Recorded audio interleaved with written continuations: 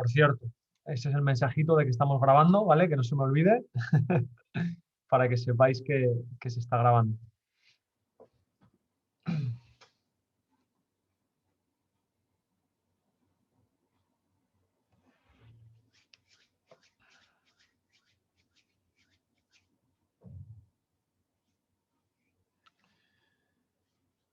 Bueno, ¿cómo lo lleváis? Ganas de vacaciones ya, ¿no?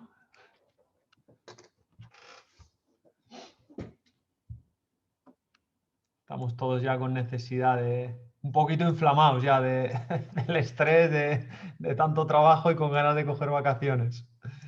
Bueno.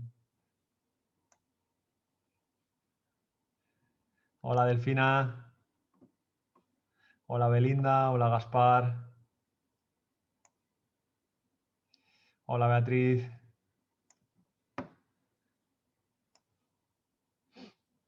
Muy bien. 3 minutitos, ¿vale? Y a menos 25 para darles un poquito de margen a quienes llegan un poco más justos. Empezamos. Hola Susana. Hola Martix. Hola María. Hola Gerardo. Gran Canaria. Bueno, qué bien. Y buen tiempecito. Hola Sonsoles.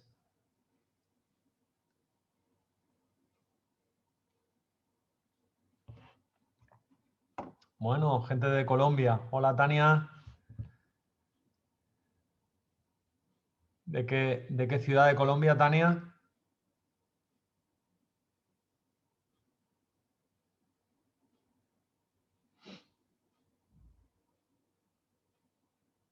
Villa... no sé dónde queda. Hola Patricia, desde Barcelona. De nada, de nada. Sí, sí, sí, los colgamos. Me alegro de que os esté gustando. Hola María José. ¿Qué tal? Buenas tardes, Inés. Buenas tardes, no sé si eres gallega o portuguesa.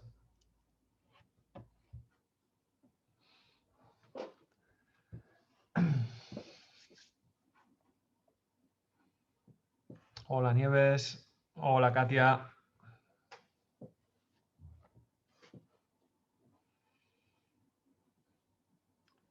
Bueno, vamos a ir empezando.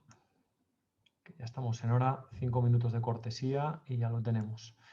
Durante la exposición no estaré muy atento al chat, ¿vale? Si nos queda un poquito de tiempo después, siempre me quedo un rato y procuro responder a preguntas, ¿vale? Hola Laura, hola María José. Y los audios no están abiertos, ¿vale? Porque estamos mucha gente, más de 100 personas, ya casi 140. Entonces los audios solo está encendido el mío para que podáis escucharme, ¿vale? Bueno, vamos a por ello. Ya sé que al final el webinar ha estado muy cerquita del anterior, incluso hemos tenido un poquito menos de tiempo para publicitarlo, pero bueno, queríamos terminar toda esta serie de webinars antes de que empezase el mes de julio, que ya pues estamos más de vacaciones y a veces que se complica un poquito más el hecho de poder asistir, ¿vale? Entonces, bueno, ya con este completamos toda esta fase de primera mitad de año y ya estamos pensando en los que iremos haciendo en septiembre. Entonces, bueno, gracias a todas y a todos por venir, por investir este tiempecito en estar con nosotros. Esperemos aportaros conocimiento, que es el objetivo de estos webinars. Como siempre, gracias a Suravitasan, laboratorio de calidad, grandes productos, y por estar ahí y colaborar a que todos estos eventos puedan desarrollarse.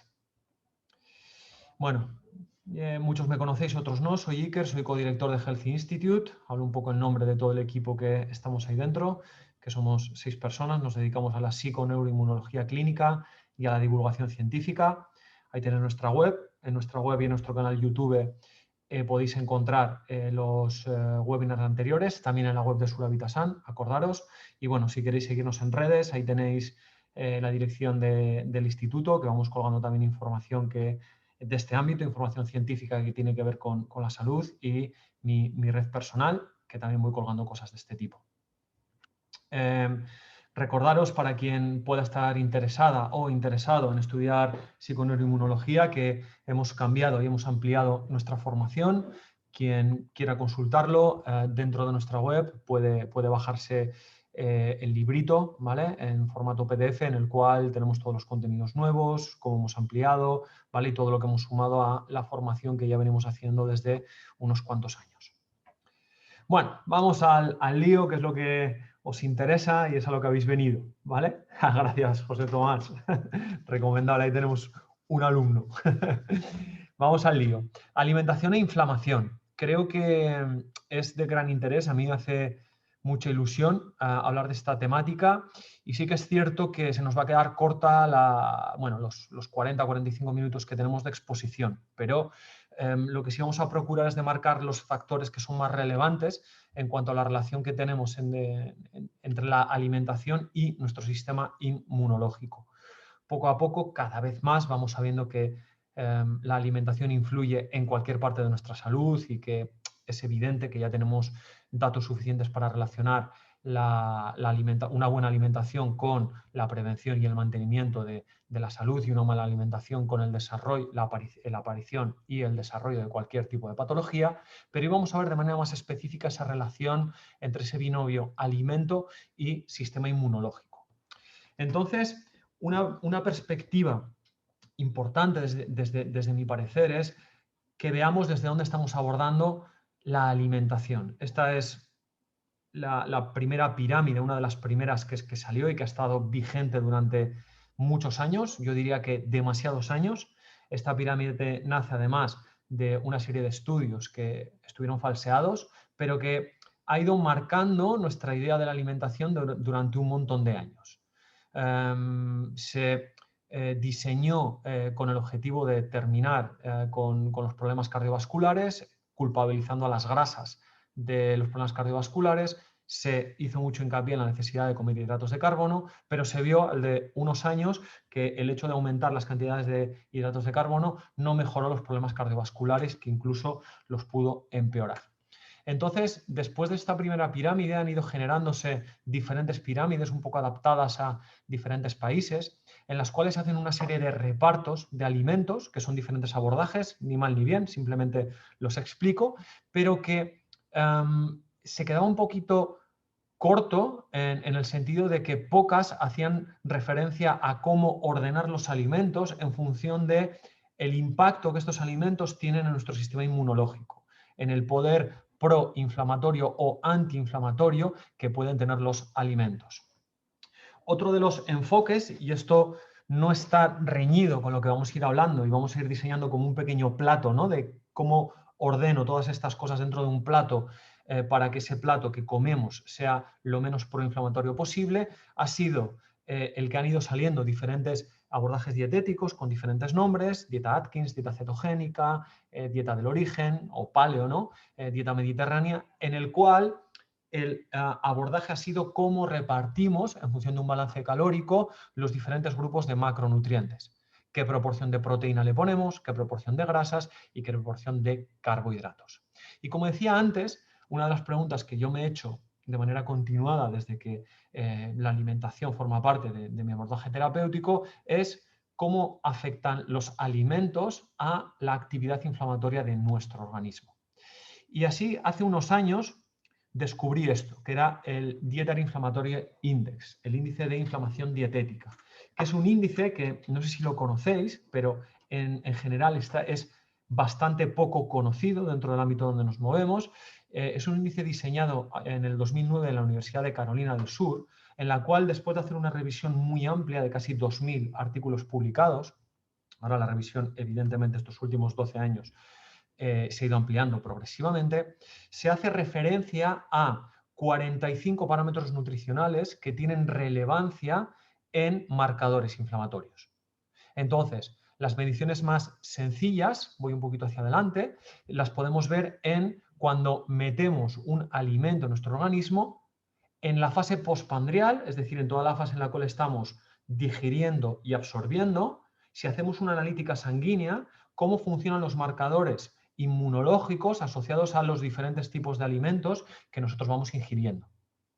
Y lo que se está haciendo poco a poco es observar que en diferentes formatos de estudios el índice de inflamación dietética se puede asociar a diferentes patologías, ¿vale? Desde el riesgo cardiovascular a procesos tumorales, al dolor o a la inflamación de bajo grado. Entonces, al final, lo que se trata de relacionar es cuando una persona está comiendo alimentos que están dentro de ese índice dietético asociados a un efecto proinflamatorio, si el hecho de comer más de esos alimentos o menos tiene relación con, primero, con los marcadores que comentábamos antes, estos marcadores más habituales que se miden en sangre, en la analítica sanguínea, y si, por ende, ese aumento o disminución de marcadores inflamatorios se puede relacionar con algún tipo de patología o con la ausencia de esas patologías. Entonces, es bastante interesante este índice y lo que se empieza a ver, se empiezan a generar unas cuartillas en las cuales podemos ir viendo que el hecho de ingerir un tipo de alimentos puede correlatar con que haya más actividad proinflamatoria posterior.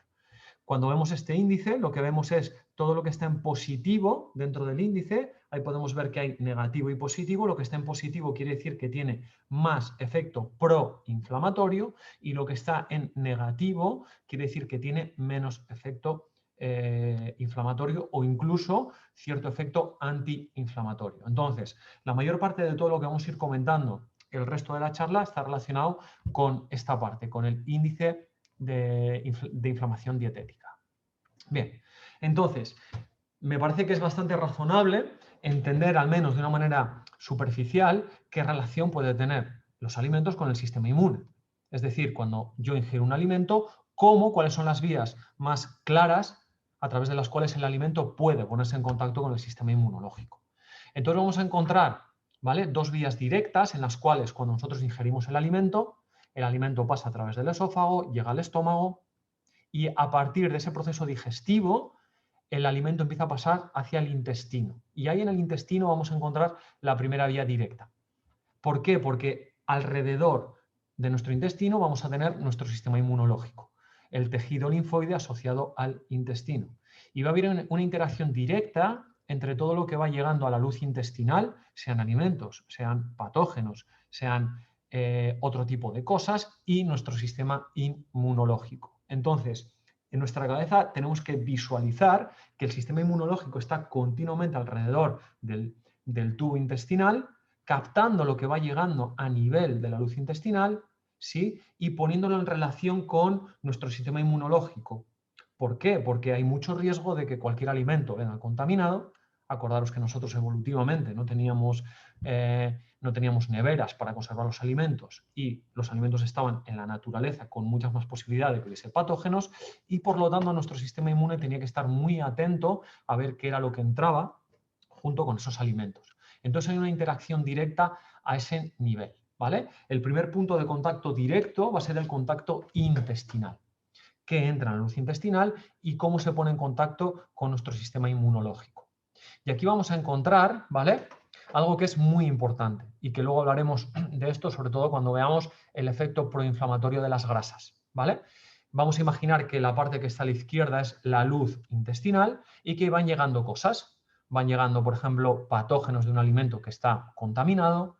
Ahí tenemos la microbiota que puede ser una microbiota correcta, equilibrada, o una microbiota en la cual hay un proceso de disbiosis, y también entran todo tipo de antígenos, entre los cuales están los antígenos dietéticos.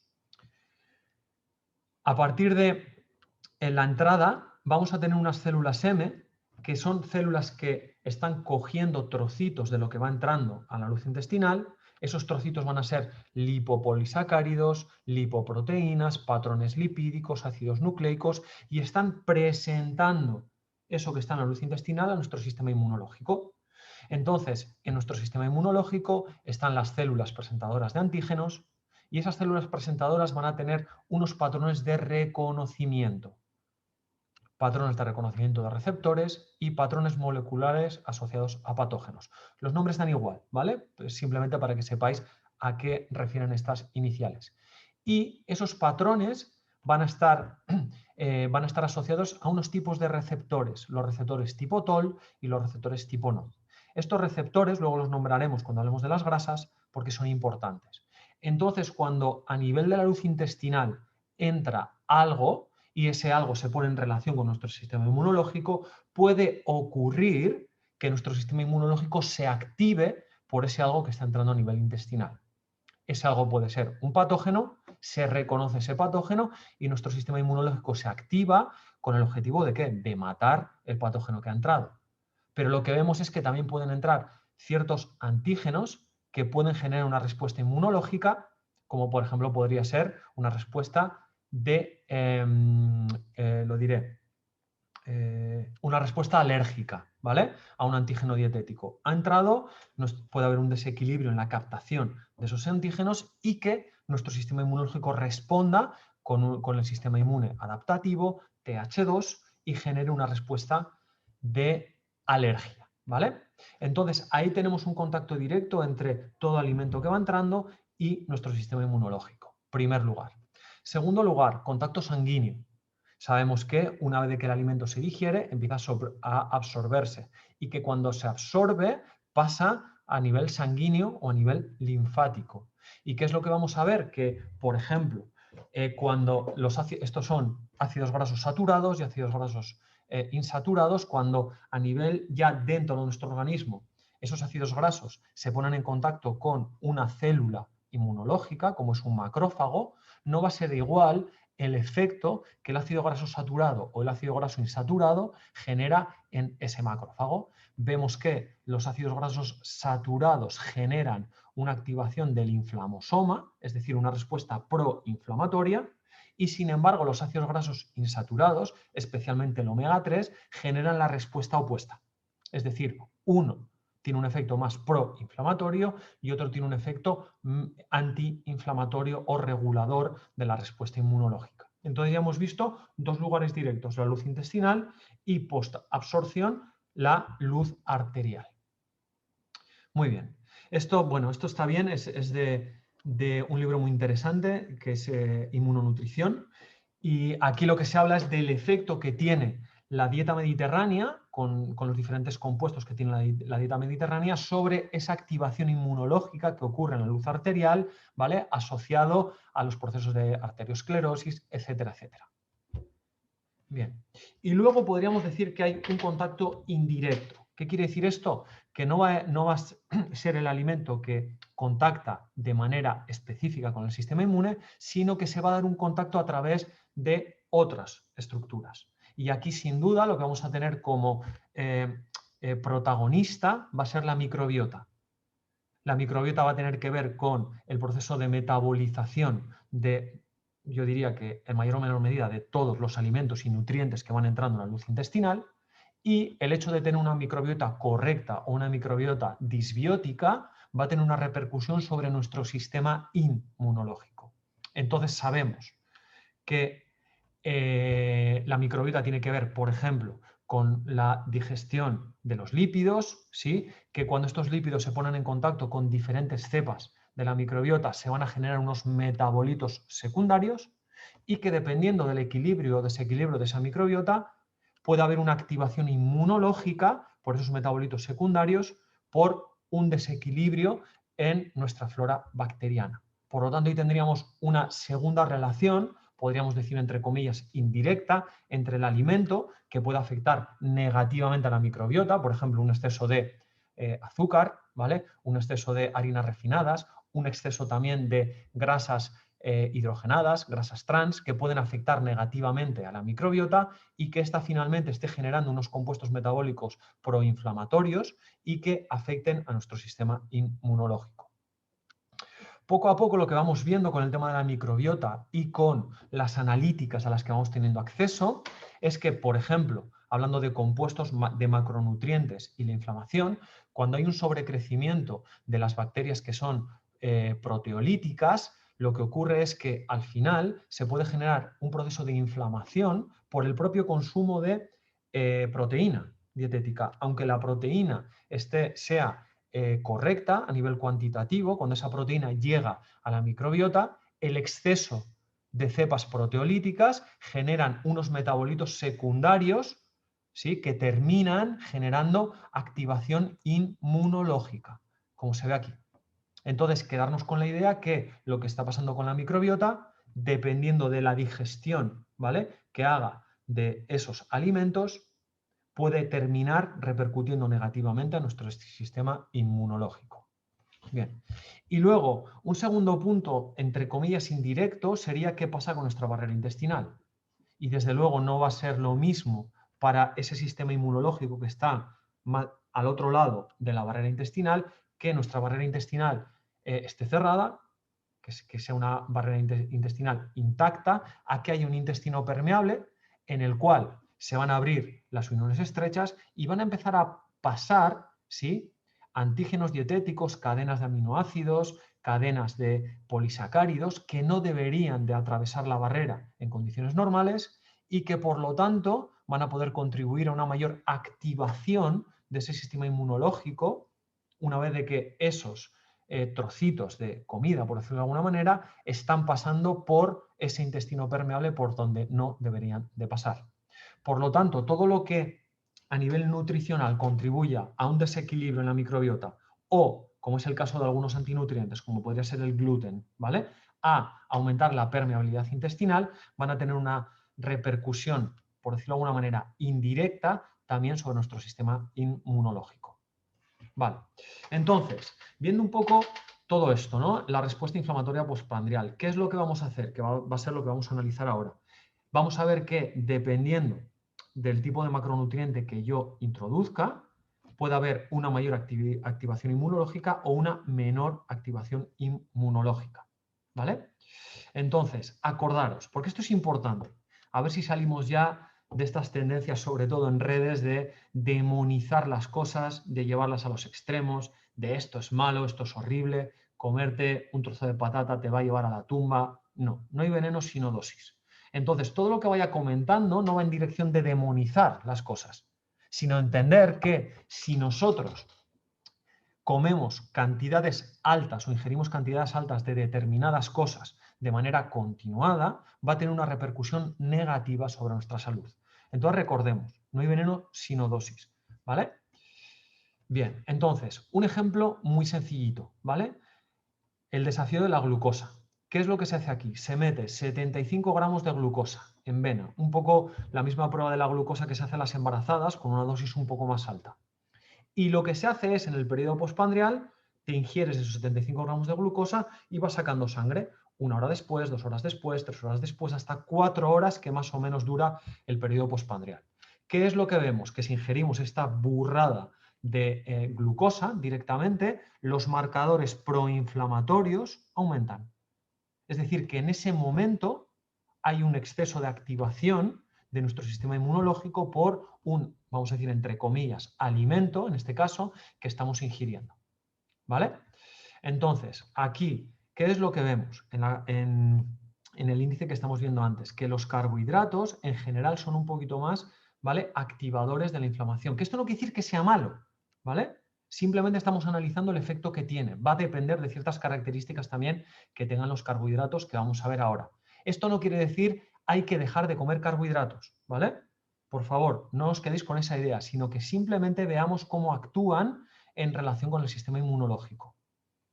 Entonces, en los hidratos y la inflamación, la clave fundamental van a ser los picos, ¿vale?, de glucemia que van generando esos carbohidratos. Entonces, ¿qué es lo que vemos? Que dependiendo del tipo del carbohidrato que ingiramos, carbohidratos simples van a tener una absorción a nivel de intestino muy, muy rápida. Cuando metemos disacáridos va a costar un poquito más porque hay que hidrolizar esos disacáridos. Y cuando metemos carbohidratos más complejos, polisacáridos, la absorción va a ser mucho más lenta. Se van a generar unos picos de glucemia mayores o menores a nivel sanguíneo, ¿vale? Entonces, una clave importantísima en cuanto a la relación de ese macronutriente, los hidratos y la inflamación va a ser el efecto, la glucemia postprandial que va a generar ese alimento que estoy ingiriendo. Entonces, por sí solo, los niveles de glucosa postprandial es un predictor independiente de la inflamación. ¿Qué quiere decir esto? Que si yo me meto carbohidratos refinados, carbohidratos simples, o le echo 20 gramos de azúcar al café que me estoy tomando, el pico de glucemia va a subir mucho y esto va a correlatar con actividad inmunológica. Entonces, encontramos 5 vías diferentes por las cuales, de las conocidas hasta ahora al menos, hay una relación entre la hiperglucemia y la inflamación. Esto está súper estudiado, sobre todo en las personas diabéticas, ¿vale?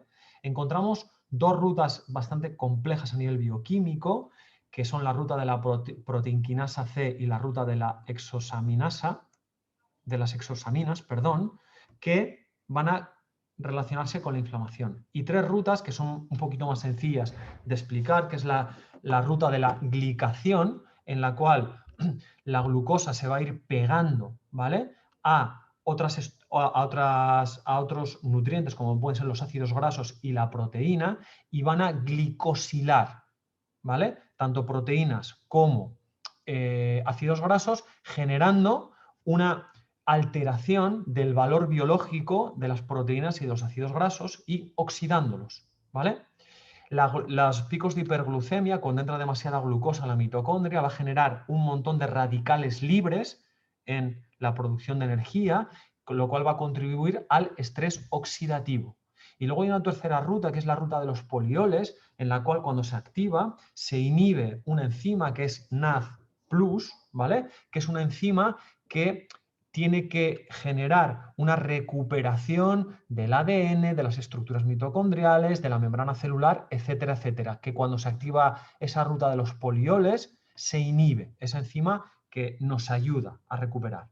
Entonces esas 5 vías, por todo lo que estamos comentando, lo que van a hacer es generar una activación de esta transcriptasa, nucleofactor kappa beta, y todo eso va a generar un proceso de inflamación. Entonces, resumiéndolo mucho, ya sé que son muchos nombres, pero nos quedamos con la idea de que los picos de hiperglucemia, por estas 5 vías diferentes, correlatan con un aumento de los marcadores inflamatorios en sangre. Vale, entonces, dentro de los carbohidratos, ¿qué tenemos que tener en cuenta? Sobre todo, que la carga glucémica. Los carbohidratos en mayor cantidad con mayor carga glucémica van a correlatar con mayor actividad inmunológica. Entonces, cuando hablamos, y estoy hablando únicamente de la relación con la inflamación, no me estoy metiendo en otros parámetros nutricionales, cuando hablamos de carbohidratos sería mucho más interesante carbohidratos complejos, incluso si se toman cereales integrales, en los cuales la fibra y los polifenoles de la fibra van a contribuir a que el efecto proinflamatorio sea menor. Importante aquí, esto lo hemos visto antes, es que la combinación de alimentos mejora los picos de glucemia. Esto es un estudio donde se hace una comparación de la glucemia postprandial comparando glucosa aislada, fijaros lo que sube, arroz sube mucho, y se empieza a combinar el arroz con otros alimentos. Este último, fijaros lo que baja, es casi la mitad de este, se combina arroz con huevos, es decir, proteína y grasa, con brotes de soja y con aceite. Y en esa combinación lo que vemos es que el pico de glucemia baja bastante y por lo tanto el posible efecto que tenga sobre el sistema inmunológico va a disminuir. Bien, entonces, ¿qué es lo que tenemos aquí? Lo que decíamos antes, ¿vale? Este platito que vamos a hacer teniendo en cuenta la inflamación, si nosotros vamos a elegir unos hidratos, ¿vale?, para nuestro plato, y vamos a irnos sobre todo a los cereales, que vamos a mirar. Primero, cuidado con el exceso cuantitativo, que haya muchos hidratos en ese plato y poco del resto.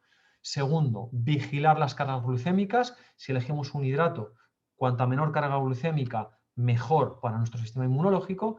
Y si vamos a elegir un cereal, mejor integral. O si vamos a comer una fruta, mejor con la piel, ¿vale? ¿Por qué? Porque lo que va a hacer eso es que la fibra dietética y los polifenoles disminuya el efecto proinflamatorio que puede tener. Bien, hemos visto un macronutriente. Vamos a por el siguiente, ¿vale? Grasas e inflamación, que esto también es muy interesante. ¿Qué es lo que vemos genéricamente, ¿vale? Tenemos aquí SFA son grasas saturadas, MUFA son grasas monoinsaturadas y luego tenemos las poliinsaturadas y las grasas trans. La que más inflama, sin duda alguna, son las grasas trans, ¿vale? Creo que esto no descubro la pólvora con esto. Luego, ¿qué es lo que vemos? Que las grasas saturadas también tienen un efecto proinflamatorio bastante importante, ¿vale? Que por lo tanto tenemos que plantearnos cuantitativamente, necesitamos ingerir grasas saturadas, ¿vale? pero cuantitativamente cuánta grasa saturada hay dentro de ese plato, ¿vale? Que los omega 6, cuando son en exceso, generan también un efecto más proinflamatorio. Que el omega 9, fundamentalmente el aceite de oliva, tiene un efecto antiinflamatorio cuando se toma en su justa medida. Y que sin duda alguna el omega 3 tiene un efecto antiinflamatorio muy importante. Entonces, vemos también dos rutas, ¿vale?, a través de las cuales ya se evidencia que la grasa puede contribuir a la aparición de actividad proinflamatoria. Una va a ser independiente de los receptores tipo TOL, ahora explicamos esto, que sería esta vía, a través de la cual va a haber estrés oxidativo, demasiada grasa contribuye al estrés oxidativo, y ese estrés oxidativo y la peroxidación de las grasas también va a depender de cuáles metamos, evidentemente, va a correlatar con aumento, ¿vale?, de la actividad inmunológica, más citoquinas en sangre, ¿vale? Y lo que es muy interesante es analizar la otra vía, la vía que depende de los receptores tipo TOL. Los receptores tipo TOL los hemos comentado antes, ¿vale?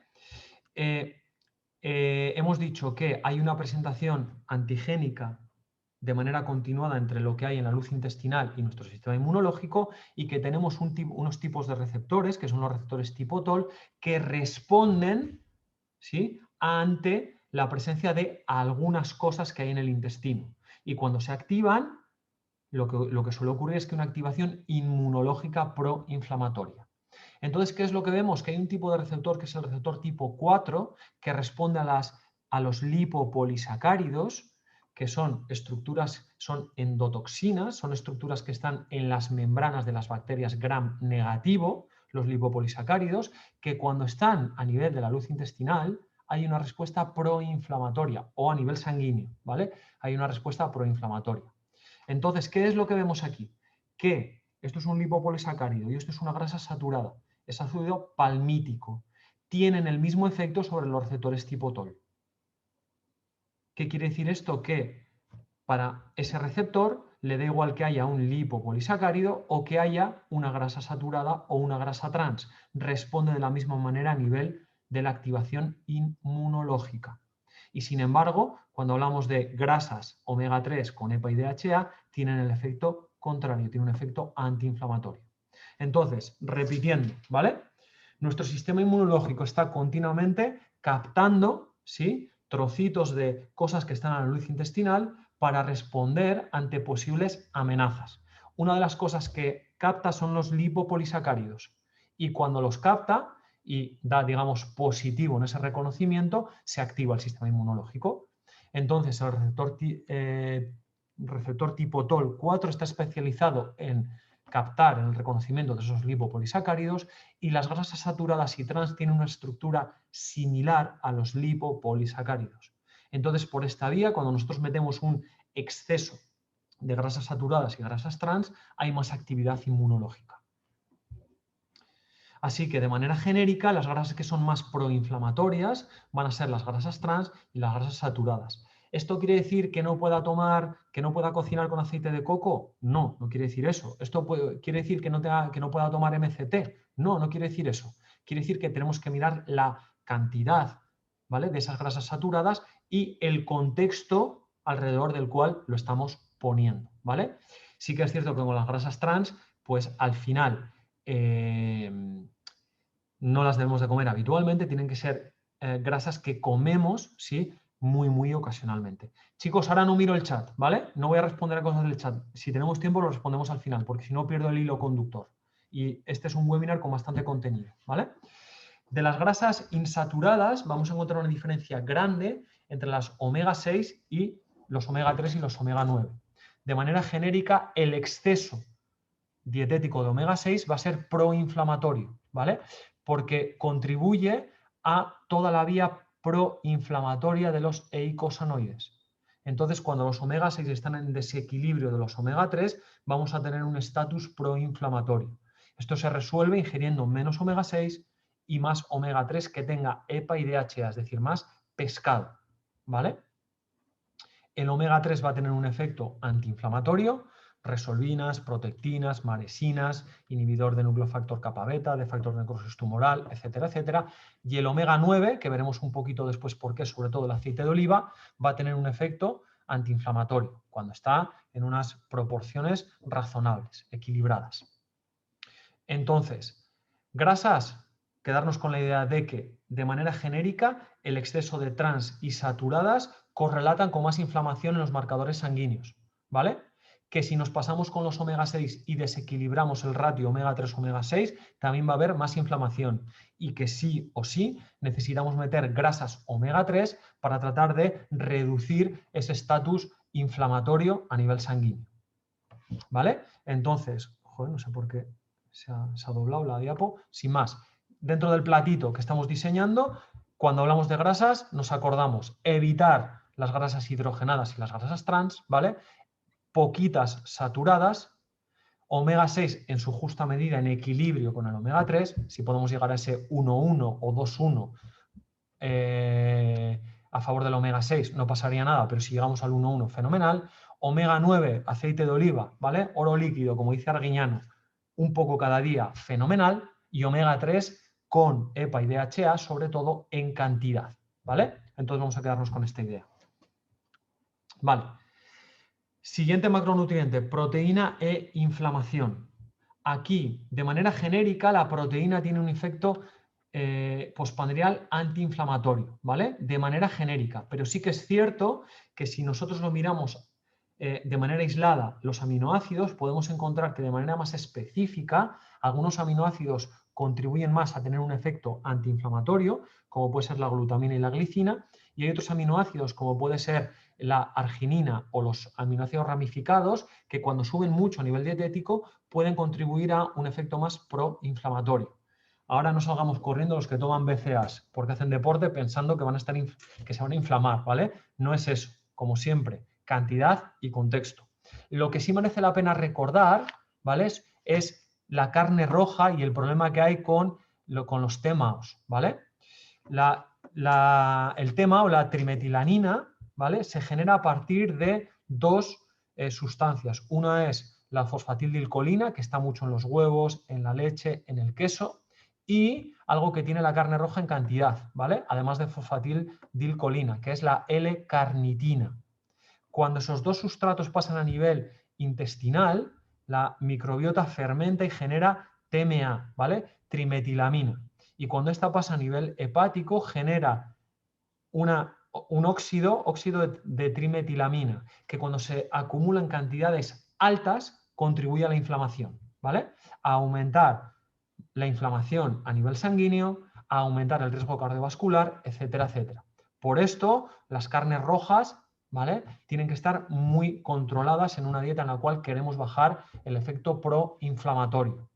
Acordaros, carne roja. Aquí, bueno, los que son muy defensores de los huevos también se quejarán, ¿no? Dirán, ya, los huevos, pero si son súper saludables y tal. Sí, yo no lo discuto, ¿vale? Pero sí que es cierto que la colina y la fosfatildilcolina de los huevos se puede convertir en TMAO, ¿vale? Yo no digo que no se coman huevos, yo como muchos huevos, ¿vale? Pero hay que ponerlo en ese contexto, ¿vale? De racionarlo con otros alimentos que contribuyan a equilibrar el posible efecto proinflamatorio. Acordaros, colina carnitina, microbiota, fermentación, transformación, ¿vale? Y cuando pasa por el hígado se generan las TMAOs que, acumulados en alta cantidad, pueden contribuir al efecto proinflamatorio. Entonces, volvemos. ¿Qué pasa con la proteína? Cantidades equilibradas, entre 1,2 y 1,8 gramos por kilogramo de peso. Pescado para mí a diario, porque vamos a tener omega 3. Y cuidado con las carnes rojas, por las TMAOs, ¿vale? Entonces, aquí ya nos orientamos en ese platito, ¿vale? Antiinflamatorio o al menos no inflamatorio que estamos diseñando. Y luego, otros que son de gran relevancia, que no están en ese índice de inflamación dietético, son algunos antinutrientes, ¿vale? Aquí nos salimos un poquito de ese índice, pero sí comentamos cosas que pueden contribuir a ese efecto indirecto sobre la actividad inmunológica. Unos importantes van a ser las solanáceas, chicas y chicos, ¿vale? Ahora no demonicemos la patata, pero sí los glicoalcaloides que hay en algunos vegetales, ¿vale? Esas solanáceas en la patata, en la berenjena, en el pimiento, en el tomate, sí que se ha visto que pueden contribuir a la exacerbación de sintomatología autoinmune, ¿vale? Y sí que se ha visto que contribuyen a la permeabilidad intestinal. Entonces hay que tener cuidado con las cantidades de las solanáceas. Hay gente que come muchísima patata. No quiere decir que no se pueda comer de vez en cuando, pero sería una buena inversión, ¿sí? Equilibrar o incluso modificar y meter más boniato que patata en la dieta, y patata de manera ocasional. Exactamente igual con el tomate, que ahora en verano aquí en España, no sé en otras comunidades, pero bueno, en Andalucía el gazpacho y todo esto, se come tomate casi a diario y es una solanácea, hay que tener cuidado, y luego pimiento y la berenjena también, pues tenerlo en cuenta. Repito, no hay veneno sino dosis, ¿vale? Que no digáis ahora ahí que era dicho que no se puede comer pimiento. Yo no he dicho eso. Estamos hablando de cantidades, ¿vale? Gluten. Aquí nadie se va a sorprender. El gluten está evidenciado que tiene un mecanismo a través de la zonulina que genera permeabilidad intestinal. Fuera parte de que, además de la gente celíaca, hay un porcentaje de la población bastante alto que tiene sensibilidad al gluten, aunque no sean celíacos, ¿vale? Y luego, dentro de, esto es la proteína de la gliadina, hay una parte dentro de la proteína de la gliadina, que es la parte verde clarita, esta de aquí, que cuando es percibida a nivel intestinal, genera reactividad inmunológica, ¿vale? Eso puede correlatar después con sintomatología o no, pero activa nuestro sistema inmunológico. Entonces, el gluten, bien por la permeabilidad intestinal o bien por este factor inmunomodulador, hay que tener cuidado con las cantidades. Ya si eres celíaco, tienes sensibilidad, pues ni te cuento, pero hay que tener cuidado con las cantidades de gluten que ingerimos. Caseína A1, ¿vale? De las vacas A1. Ya cada vez, esto sí que es cierto que hasta hace muy poco no había mucha evidencia de la actividad inflamatoria que generaban los lácteos, ¿vale? Y aún hoy cuesta encontrar. Pero ya se va encontrando cada vez más datos de que la caseína A1, fuera parte del tema de las casomorfinas y del estreñimiento, etcétera, etcétera, genera actividad a nivel intestinal. Se ve que en la zona intersticial del intestino hay marcadores inmunológicos aumentados. Entonces hay que tener un poquito de cuidado también con la caseína, ¿vale? Bien de la leche, bien del queso, regular un poquito las cantidades. Yo, por ejemplo, soy un enamorado del kéfir, ¿vale? Pero el kéfir es un fermentado que tiene las proteínas también hidrolizadas y que la asimilación es mucho mejor. Entonces, y que el efecto beneficioso que nos va a procurar es para mí superior al efecto negativo, ¿vale? Entonces, tenemos que tener un poquito de cuidado. Y si hay aquí gente que es muy fan del queso, pues que no sea en gran cantidad y mejor que sea de cabra o que sea de oveja porque tienen caseína A2. Bien. Y luego, aquí vamos a la otra parte, ¿vale? A la parte más antiinflamatoria de lo que podemos meter a nivel dietético. Entonces tenemos que plantearnos esa perspectiva funcional de los alimentos. Es decir, no veamos el alimento solo por los macro y micronutrientes que tiene, sino por algunas otras sustancias, como pueden ser los polifenoles o otras sustancias que nos pueden aportar un beneficio más allá de esa parte nutritiva, ¿vale? De macros, de macronutrientes, fundamentalmente.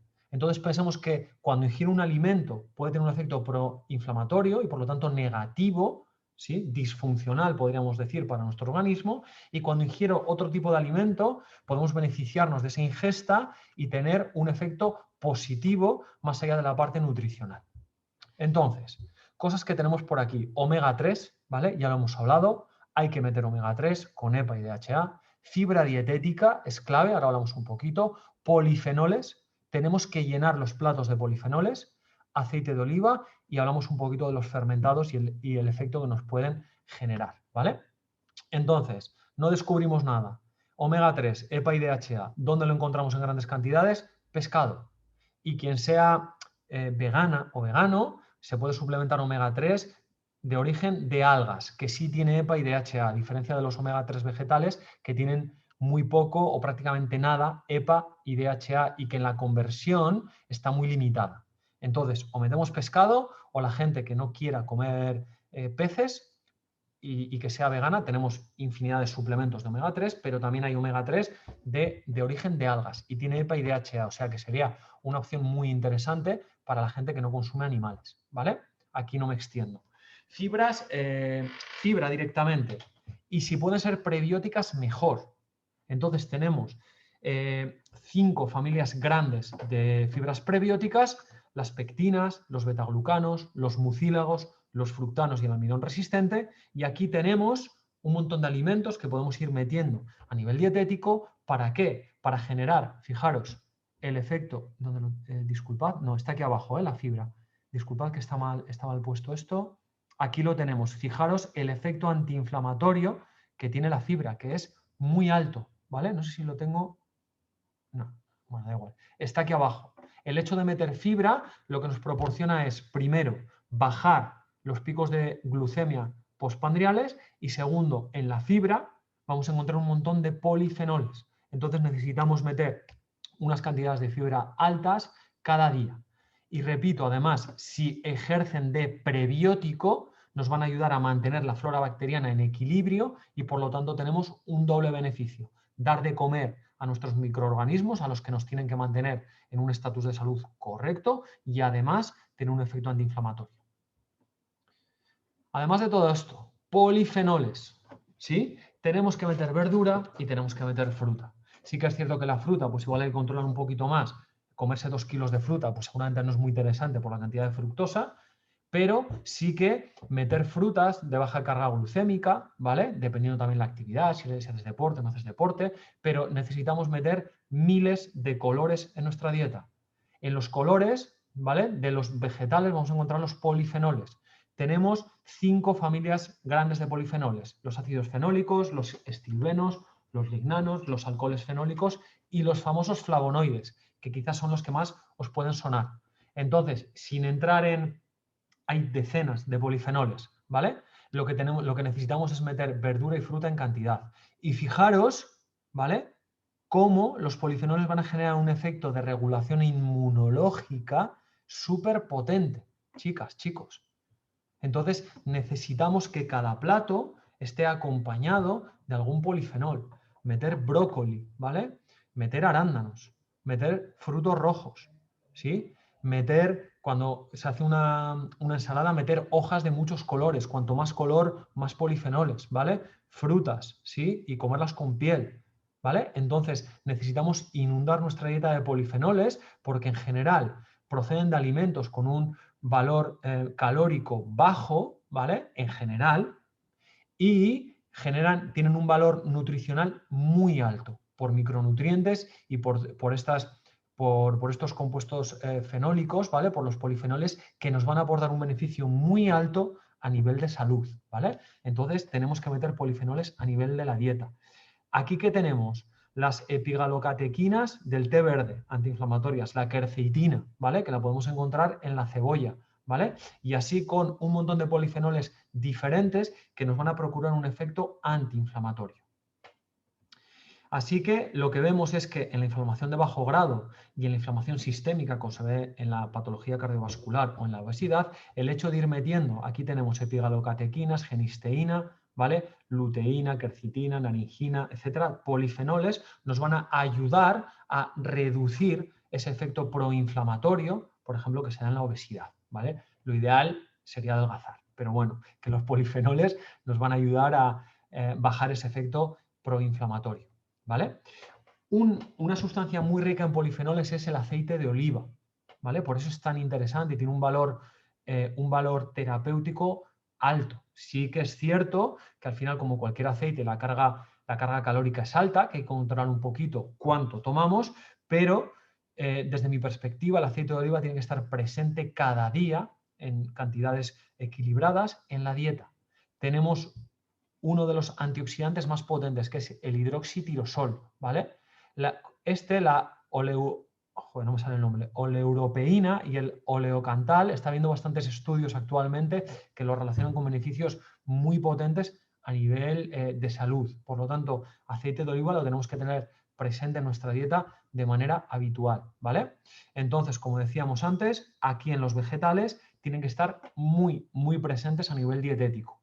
Nos van a aportar fibras, ¿vale?, efecto antiinflamatorio interesante, polifenoles, efecto antiinflamatorio interesante, aparte de que si combinamos ¿vale? No va a ser lo mismo, como digamos antes, arroz, que arroz con brócoli y cebolla, por ejemplo, ¿vale? Van a disminuir el efecto glucémico. Si metemos fibras prebióticas van a ayudar a nuestra flora bacteriana, y aquí sí que tendríamos que tener en cuenta que dentro de los vegetales hay algunos que pueden tener actinutrientes. No hemos hablado de las saponinas y de las lectinas, pero también están ahí presentes, ¿vale? Entonces, bueno, ya vamos estructurando un platito, yo creo que bastante interesante, ¿vale?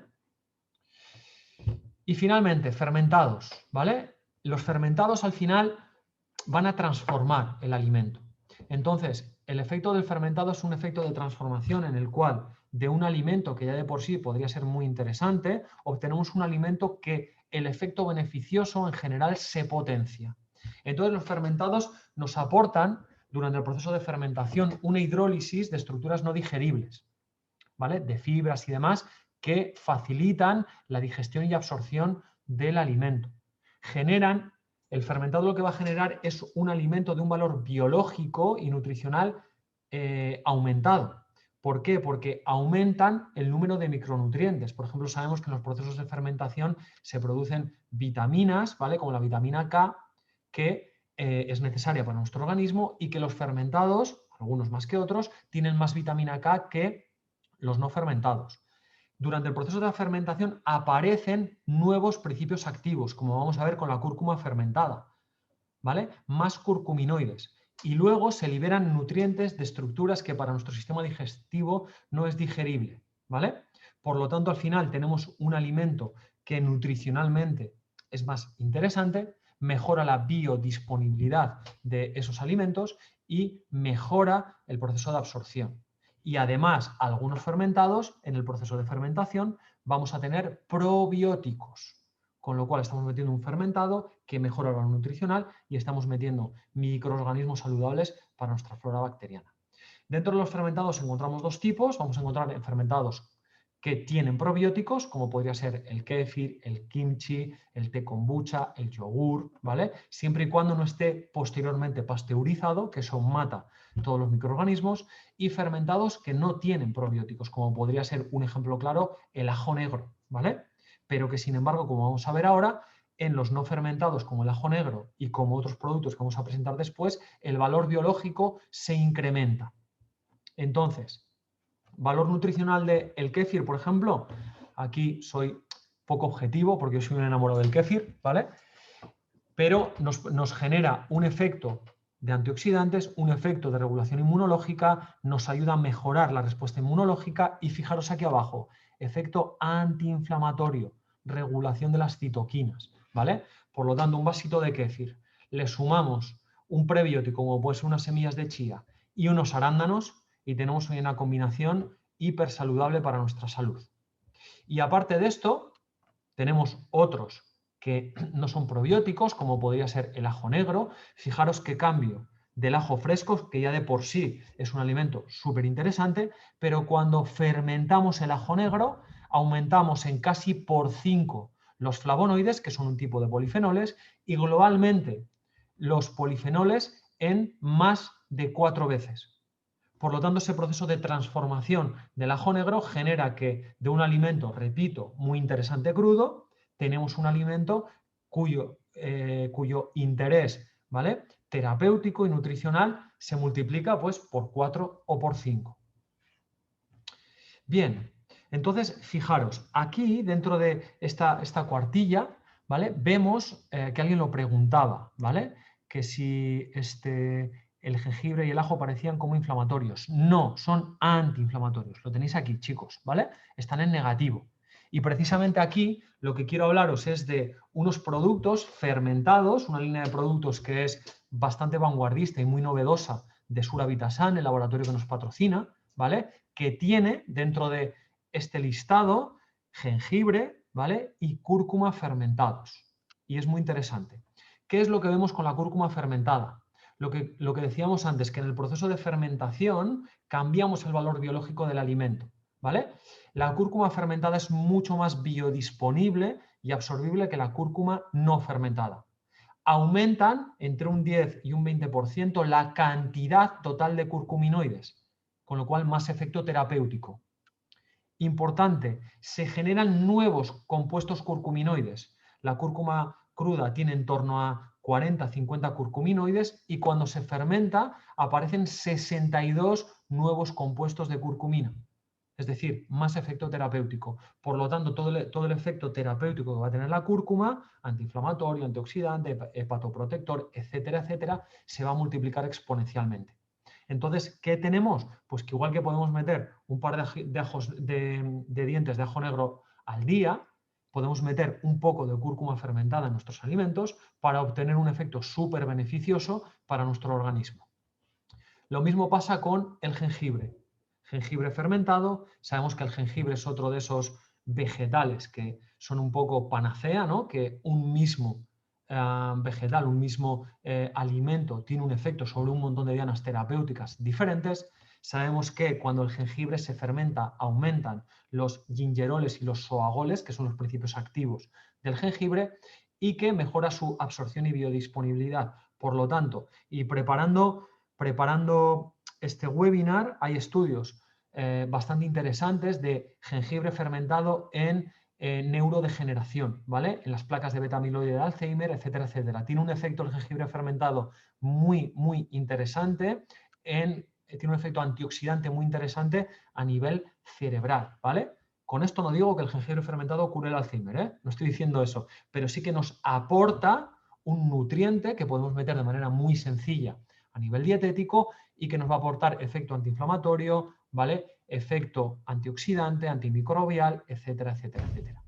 Y finalmente, un producto dentro de los 6 que tienen, hay más, ¿vale? Pero destaco los 3 productos que a mí me parecen muy interesantes por todo lo que estamos hablando, que es el Ferment Active Greens. Aquí lo que tenemos es una combinación de 29 vegetales fermentados. ¿Qué es lo interesante de todo esto? Que si vemos, aquí os pongo en rojo, ¿vale? Vegetales que os pueden sonar más a nivel terapéutico o a nivel de alimentación, ¿vale? El efecto de la clorela, de la espirulina, del alga kelp, ¿vale? De estas 3 algas que cuando lo fermentamos aumentan, ¿vale? Mejoran su funcionalidad. Tenemos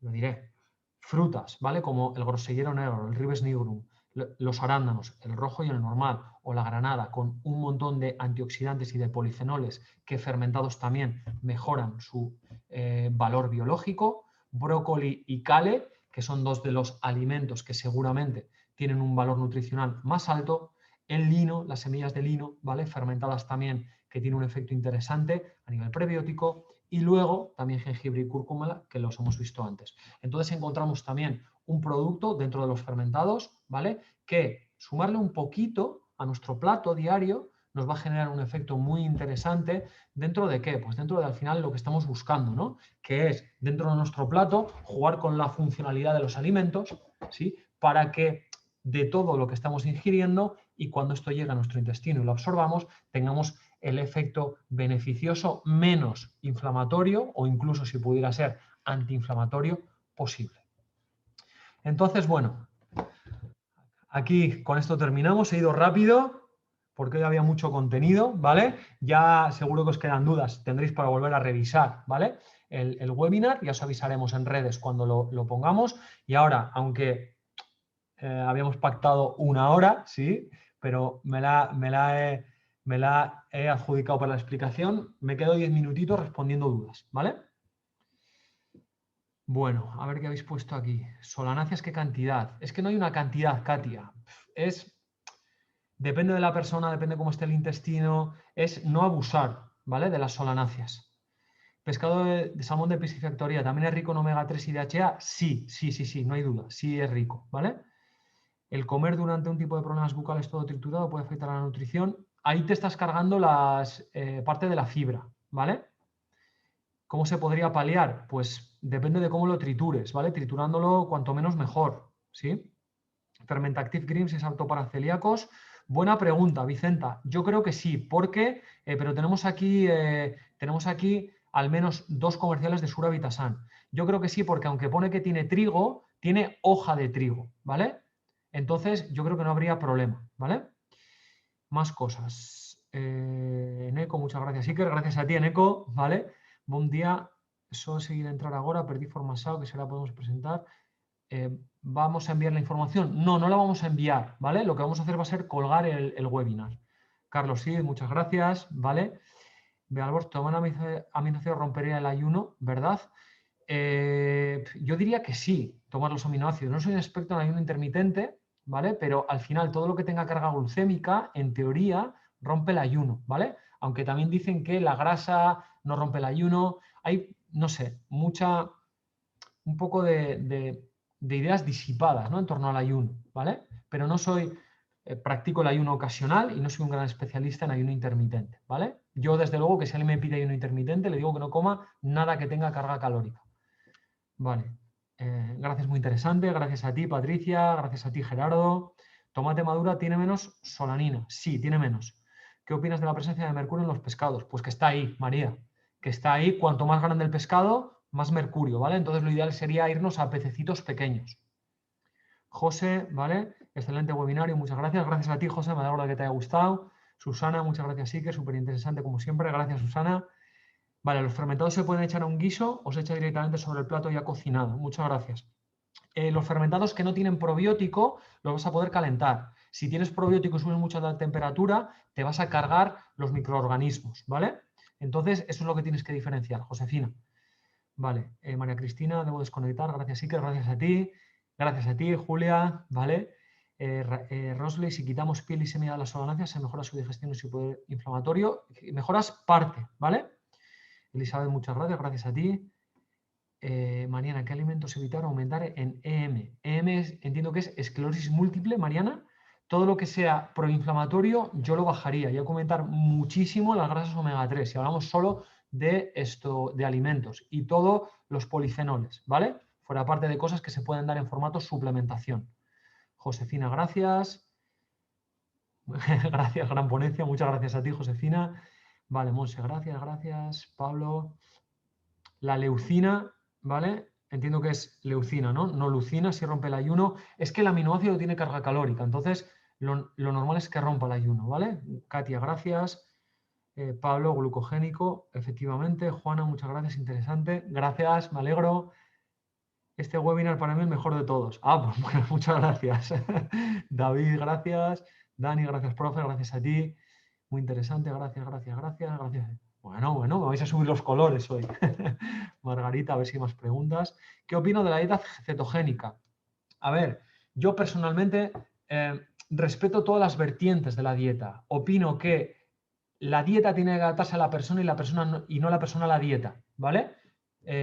Hayat, no sé si tu nombre es Hayat, ¿vale? Entonces, la dieta cetogénica me parece muy interesante en patología neurodegenerativa, ¿vale? En Alzheimer, en epilepsia y demás. ¿Por qué? Porque en esos momentos hay un problema con el uso de la glucosa a nivel neuronal. Entonces, cuando tú haces cuerpos cetónicos y tu cerebro puede utilizar cuerpos cetónicos, mejora la función, ¿vale? Pero repito, ni a favor ni en contra, ¿vale?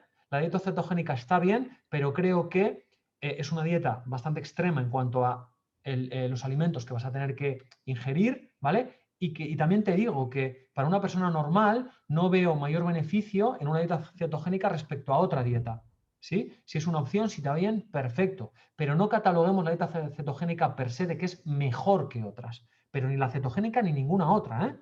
¿Vale? La mayor parte de los estudios con dieta están hechos con la dieta mediterránea. Tengamos esto en cuenta. La dieta mediterránea tiene queso, tiene legumbres, ¿vale? Pero lo tiene en proporciones y funciona muy bien. Entonces, no vayamos con los extremos dietéticos. No soy partidario de los extremos, ¿vale? Mi opinión, esto es subjetivo, ¿vale? Cafeína, bien, sin problema. Son más los pros de la cafeína que los contras, sin lugar a duda, Ángel, ¿vale? Y del café, ¿eh? Si lo metabolizas bien del café, hay muchos estudios del beneficio del café. 2-3 cafés al día. Problema que algunas personas, como yo, metabolizamos mal el café y entonces se convierte en un perjuicio, ¿vale? En un prejuicio, no, perjuicio.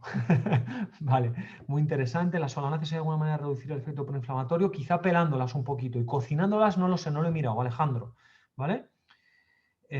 Muy interesante, gracias. Fermentados que sí tienen probióticos. Sí, fermentados que tienen probióticos, el más típico es el kéfir, tienes el chucrut, tienes el té kombucha, tienes muchos, ¿vale? Gracias a ti, Nieves. Psyllium Husk se puede usar como prebiótico. Sí, sí, Ángel. Perfecto, ¿vale? El Psyllium. El otro día en el reportaje inglés decían en el laboratorio de la universidad que los arándanos y otros como mucho el 9% de los antioxidantes llevaban a sangre de estos a nutrición en el intestino. ¿Qué opinas? No lo sé, Jesús, no lo sé, ¿vale? Pero ahí me estás hablando de antioxidantes, tienes polifenoles, ¿vale? Y hay estudios con arándanos y, por ejemplo, patología neurodegenerativa, mejora del rendimiento cognitivo, etcétera, etcétera. O sea, que hay muchos estudios precisamente con los arándanos, ¿vale? En fibromialgia, ¿qué recomendarías que se aumentase en alimentos? Wow, José, vale, todo lo que es antiinflamatorio, omega 3 en cantidades industriales, pero la fibromialgia es una patología muy difícil, muy difícil, y no va a llegar solo con la dieta, ¿vale? Y que entiendo que la kombucha que se compra está pasteurizada, no tiene por qué, María Julia, ¿vale? No tiene por qué, la kombucha que compras no está pasteurizada, tiene probióticos, ¿vale? Entonces no habría problema. Pablo, gracias por todo y por tanto, y que gracias a ti, Pablo. ¿El Greens lo pueden tomar hipotiroideos? Yo creo que sí, porque la cantidad, tú piensas que vas a generar lo que no vas a tomar en cantidades industriales, y el kelp, ¿vale? Me imagino que le dirás por eso, por el kelp y por quizá el brócoli, ¿vale? Va a ser una cantidad pequeñita, ¿vale? Con cuidado, con dosis pequeñas, no creo que habría problema, ¿vale? Quiero verte colorada. Gracias a ti, Raquel. Ana, gracias. Un webinar muy bien explicado para todos los públicos. Me alegro, Mariana. Dori, ¿qué valores aparece analítica denotan inflamación? Los que hemos comentado, ¿vale? Uno muy sencillo sería la proteína C reactiva, ¿vale? Que lo puedes pedir de una manera sencilla. ¿Cómo saber si una persona metaboliza bien o regular o mal el café? ¿Qué preguntas hacerle? ¿Cómo le sienta el café? ¿Vale? Y si le huele el aliento a café mucho tiempo después de haber tomado café. Eso puede ser un dato. Pero la gente que metaboliza mal el café lo nota. Tomo café y me sienta mal. No lo metabolizo bien. ¿Vale? Las olivas, como el aceite. Sí, sí, olivas, perfecto. Muy bien. ¿Cómo saber de manera...? No, no hay una analítica. Tiene que ver con un CIP hepático. Creo que el CIP 1A2 me parece. No recuerdo bien. Pero lo notas, ¿vale? O porque lo limpias mal porque tomas café a la mañana y te afecta el sueño, ¿vale? De todas formas, cafeína se puede tomar aislada, ¿vale? Hay cápsulas de cafeína. Gracias, gracias. ¿Cuántas veces al día? Noeli, depende del aceite de coco virgen, depende de con qué lo combines y la cantidad que lo tomes, si hablas del MCT, ¿vale? ¿Qué opinas de los hongos con el sistema inmune? Fantásticos los hongos. Yo los utilizo mucho en consulta. Para el próximo es una alimentación para personas de fibromialgia. Mabel, es muy complicado, ¿vale? La patología de la fibromialgia. Beatriz, me ha encantado como siempre. Vamos, gracias. Si en mi caso un HSIL que no baja... No sé cuáles son sus valores, Hayat, lo siento, ¿vale? ¿El maní es desaconsejado? Sí. Y el maní no es un fruto seco, es una legumbre, ¿vale? Con muchísimas lectinas. El maní, que es el cacahuete, ¿vale? Entiendo el maní que eres latinoamericano, que lo llamáis así allí. El maní, a mí me parece que en grandes cantidades es tóxico directamente. Para el autismo, sí, Alejandro, sin duda, ¿vale? Vale, Alejandro, muchas gracias. ¿Cómo hago para los encuentros anteriores? Lo que he comentado antes, ¿vale? Lo tienes en la web de Suravitasan, ¿vale? O en nuestra web, en nuestro canal YouTube, en Healthy Institute, ¿vale? Muy bien, pues veo que es todo. Veo que os ha gustado. No sé si hay alguien que tenga alguna pregunta. He ido... PNI, que se diferencia de psicología clínica M. Preguntas a los que hace PNIE, ¿vale? Es lo mismo. Como idea es lo mismo. O sea, no hay diferencia en la psiconeuroinmunología y la psiconeuroinmunoendocrinología, ¿vale? Entonces, ahí lo que tienes que ver es dentro de los contenidos, cuál es el que más te interesa y se adapta más a lo que tú busques. Nuestra adaptación y nuestro objetivo, ¿vale, Noeli? Es directamente dar una formación para gente que trabaja en consulta. Y de todos los modelos, esto lo puedo decir sin ánimo de equivocarme, es el más aplicativo a nivel de consulta, ¿vale? Está diseñado para eso. ¿Y qué se diferencia con la medicina funcional? Pues no te podría decir porque no he profundizado en la medicina funcional, ¿vale, Rosley? Pero seguramente no habrá mucha diferencia en cuanto a que trabajamos con mecanismos de acción y cómo se integra todo, ¿vale? Vale, Delfina, gracias a ti. ¿Vale? Y Alejandro, mil gracias. Vale, pues de todas formas, para quien esté interesado en la formación, hicimos un webinar explicatorio y haremos otro después de verano, ¿vale? Así que os llegará la información y si queréis, ahí explicamos contenidos y respondemos preguntas. Vale, gracias. Vale, muy bien. Vale, chicas, chicos, pues muchas gracias por estar ahí. El curso que viene a partir de septiembre vamos a venir con webinars que van a estar muy chulos. Vamos a hablar de la parte hormonal, vamos a hablar de psicosomática, vamos a hablar de cosas muy chulas que estamos ahora ya acordando con Sura, que va a seguir ahí al pie del cañón apoyándonos. Y así que ya os mantendremos informados en las redes, ¿vale? Gracias por estar ahí, que paséis un enorme verano. Espero que la información os haya resultado buena, os aporte un poquito a nivel de conocimiento, ¿vale? Y nada, vamos a disfrutar del verano, que nos lo hemos ganado a pulso, y nos vemos ya en septiembre, octubre, que continuaremos con estos webinars, ¿vale? Un abrazo muy fuerte y que paséis buen verano. Hasta luego.